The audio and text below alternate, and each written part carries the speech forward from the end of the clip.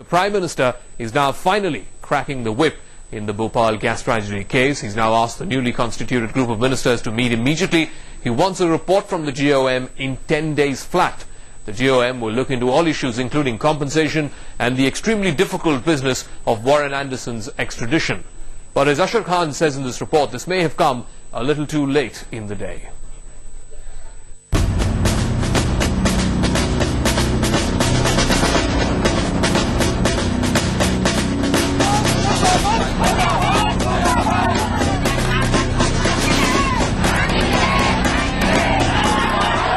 Submit a report in 10 days. That's the deadline set by Prime Minister Manmohan Singh for the GOM on the Bhopal gas tragedy.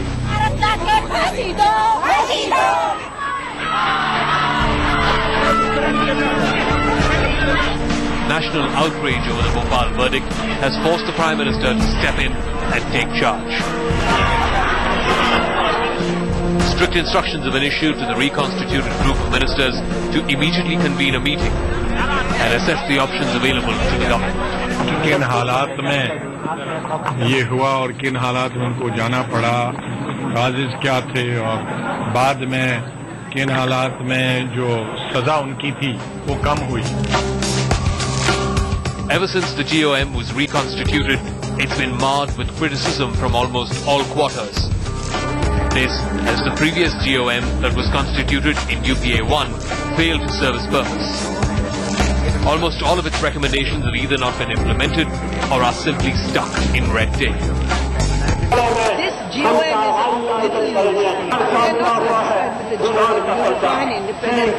and I think it's a hoodwinking exercise to defray the attention of the people of this country. Apart from that, several doubts have been raised over the ability of some members to take unbiased decisions in the matter. First of all, we have major problems with at least two people who are in the GOM. First is Chidambaram, who's been made the chairman, and second is Kamal Nath. Chidambaram is known to have pro-corporate sympathies. He is known, we have got documents that show that both Chidambaram and Kamal Nath wrote to the Prime Minister to essentially get Dow Chemical absolved of its Bhopal liabilities. They said that we should take advantage of the fact that Dow Chemical is going to invest $1 billion and let them walk away from Bhopal liabilities. So there's a serious conflict of interest. And that's not all. Headlines today is in possession of two letters which question the role of GOM member Prithviraj Chavan. The first letter was written by Oscar Fernandez in March of 2006, requesting the Prime Minister to meet the victims of the Bhopal gas tragedy. To which, in a note at the bottom, Chavan claims that the Prime Minister need not be disturbed. The second is an internal letter circulated within the Prime Minister's office. Here again, Chavan claims that he has met the concerned people and that the Prime Minister does not need to meet them at this juncture.